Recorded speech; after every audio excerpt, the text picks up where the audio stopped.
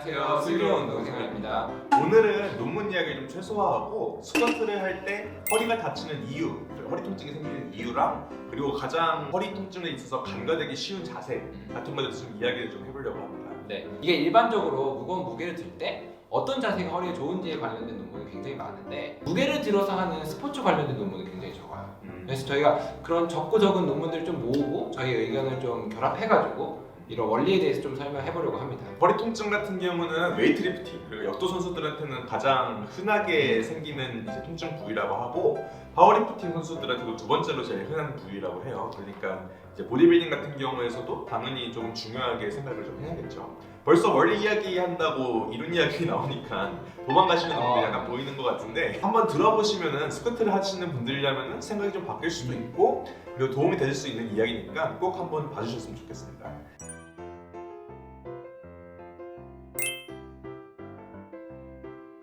허리가 다치는 것에는 여러 가지 이유가 있겠지만 그 중에서 전단력이 가장 중요합니다. 네, 그러니까 척추에 가해지는 전단력이 얼마나 강하냐에 따라서 이 허리의 통증이나 허리의 질환이 유발된다고 되어 있어요. 그렇죠. 그 전단력이라는 건 사전적 의미로 보면은 어떤 축에 대해서 수직 방향으로 가해지는 척추로 치면은 우리가 이 방향으로 가해지는 힘을 이야기를 하거든요. 물론 무거운 무게를 들 때 척추에 가해지는 주된 힘은 척추 위아래를 작용하는 압박력이에요. 이 압박력이 전단력에 비해서 10배, 많게는 43배 이상까지 높다고 이제 많은 연구들에서 얘기를 하고 있지만 실제 연구를 보면 30대에서 허리 통증이나 허리 질환에 미치는 영향이 전단력이 훨씬 크다고 이야기할 정도니까 뭐 말은 다 한 거죠. 일반적으로 척추뿐만이 아니고 우리 몸 안에 있는 모든 조직은 이렇게 축 방향으로의 압박력에는 되게 잘 버티도록 설계되어 있어요. 오히려 전단력, 이렇게 수직 방향으로 가해지는 힘이나 트위스팅, 이렇게 꼬이는 이런 힘에 훨씬 더 약하게 설계되어 있거든요. 근데 스쿼트를 하는데 무슨 척추의 수직 방향의 힘이 가해지느냐 이렇게 생각을 하시는 분들이 있는데 스쿼트 자세를 취하는 것만으로도 그러니까 척추가 지면에 이제 각도가 조금이라도 생기기만 하더라도 전단력이 발생을 하게 됩니다. 사실 이 개념을 알려면 벡터, 그러니까 벡터분해에 대해서 좀 아셔야 되는데 뭐 그것도 지겹죠.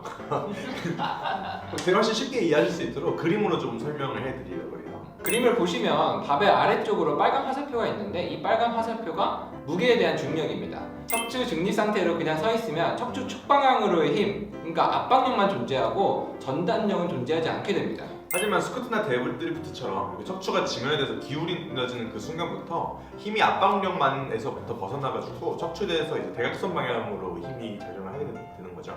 그래서 이 힘 같은 경우는 벡터 분해에 따라서 척추 방향으로의 힘이랑 척추의 수직 방향으로의 힘 이 두 부분으로 분해해서 표현할 수 있어요.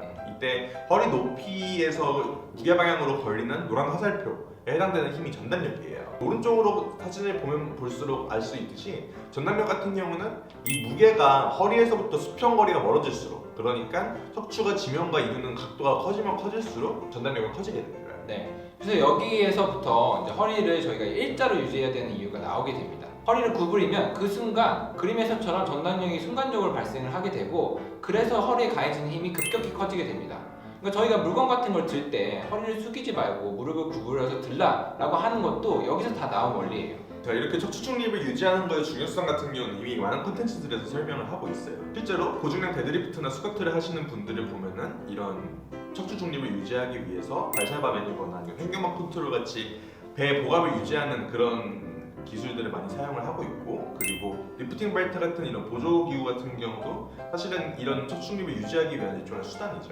이 척추 중립이 중요하다 이런 이야기는 운동하시는 분들 뭐 일반인들 포함해가지고 다 귀에 피날 정도로 많이 들으셨을 것 같아요. 저 같은 경우도 전공의 때 엄청난 교육을 받았었죠.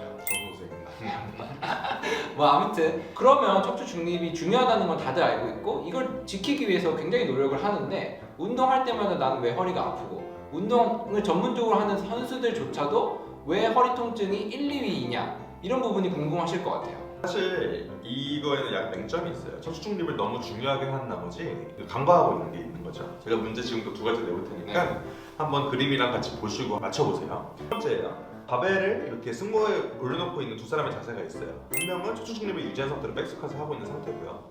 또 다른 한 명은 허리가 구부러진 자세로 같은 무게의 바벨을 버티고 있는 상태예요. 각도 같은 경우는 왼쪽 같은 경우는 척추 중립 유지한 상태로 수직선의 30도 정도를 이루고 있고 두 번째 사람 같은 경우는 허리가 구부러진 각도가 한 30도 정도를 이루고 있는 거죠.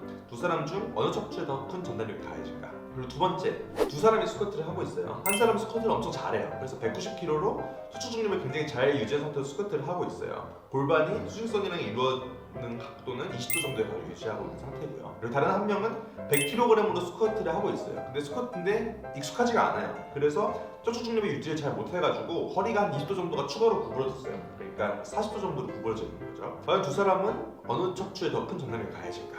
여기까지 문제입니다. 뭐 아마도 일반적으로 두 문제 다 오른쪽이 허리에 가해지는 힘이 크다라고 생각하시는 분들이 많을 것 같아요. 하지만 정답은 두 문제 모두 같은 양의 전단력이 허리에 작용한다입니다.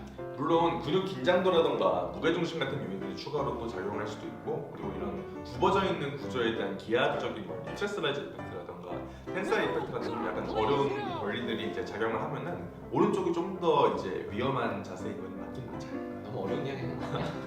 근데 이제 그거는 이제 기하학적 불연속성과 관련된 이야기를 더했을 때 이야기고, 완전 단순히 가해지는 물리력으로 봤을 때 두 모델 다 전단력은 같은 크기로 작용한다. 하시는 겁니까? 이 문제를 낸 의도가 뭔가요? 물리적으로만 봤을 때는 척추 중립을 아무리 잘 유지한다고 해도 허리를 구부리는 그런 잘못된 자세랑 똑같은 전단력이 가해질 수 있다라는 거를 이제 알려드리고 싶어서 보여드린 거예요. 척추 중립을 다른 콘텐츠들에서 워낙 강조하고 척추 중립만 지키면 안 다친다라고 이야기하는 나머지 무슨 종려 쓴 것처럼 허리가 완전히 무적이 된다고 생각하시는 분들이 되게 많이 있는 것 같아요.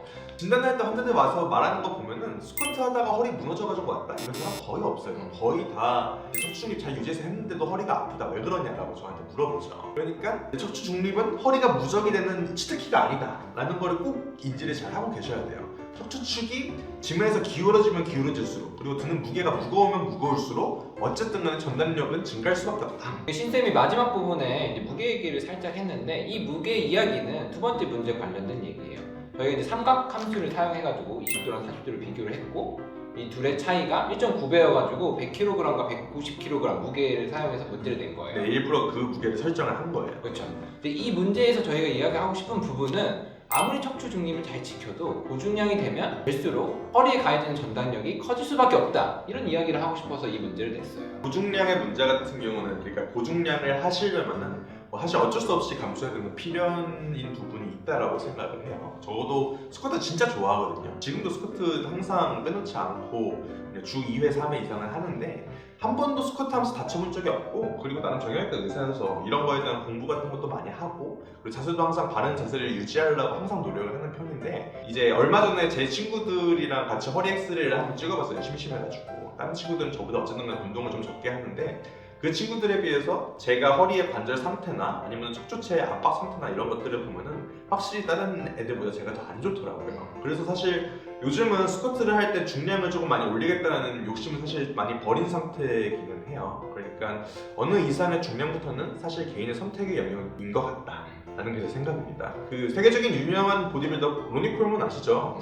요즘 그분 어떻게 지내시는지 아마 근황 보신 분도 있을 거예요. 그거 보시면은 아마 느끼시는 바가 좀 있으실 것 같아요, 제 생각에. 정리를 해보면 허리 통증에 영향을 끼치는 가장 중요한 힘은 전단력인데 이 전단력은 첫 번째 스쿼트 자세를 취하는 것만으로도, 그러니까 허리를 구부리는 것만으로도, 그리고 두 번째 중량을 드는 것만으로도 이 힘이 증가하게 된다는 겁니다. 맞아요. 척추 기립을 잘 지킨다고 해도 이제 전단력이 무게에 따라서 증가하는 거 분명히 맞는 사실이기 때문에, 그러니까 전단력을 상쇄해서 버텨줄 수 있는 다른 수단들, 예를 들어 척추 기립근이라던가 아니면 다른 코어 근육들을 이렇게 천천히 같이 잘 발달하면서 무게를 올려야만 한다. 이걸 꼭 기억을 뜨시면 좋겠어요. 그러니까 무게를 이제 조급하게 올리기만 한다고 되는 게 아니다. 이걸 계속 강조를 하고 있잖아요. 특히 저는 사실 제일 걱정이 되는 게 레그 프레스 같이 이제 다른 하체 운동도 같이 하시는 분들이 제일 많이 걱정이 돼요. 이런 하체를 사용하는 머신들 같은 경우는 완전 하체 특화가 돼 있어가지고 주변에 있는 다른 코어 근육들을 잘 기울여주지 못할 거란 말이죠. 그래서 이제 예를 들면은 내가 레그 프레스 뭐 300~400kg를 치는데 과연 스쿼트 뭐 100kg, 200kg도 못 치겠어? 라고 생각하셔가지고 무리하게 백스쿼트 들어갔다가 허리 다쳐가지고 이제 후회하는, 전 이런 상황이 사실 제일 걱정이 돼요. 그러니까 이제 기술도 주변에 있는 다른 코어 근육들도 모두 다 천천히 따라오는 시간을 들여서 이제 천천히 올려야만 한다라는 걸 꼭 잊지 않으셨으면 좋겠습니다. 네, 다음 영상에서는 스쿼트를 할 때 어느 부분을 간과해가지고 허리를 다치는 건가 이 부분에 대해서 좀 자세히 다뤄보도록 하겠습니다. 다들 기대해주세요. 다음 시간에 뵙겠습니다. 안녕.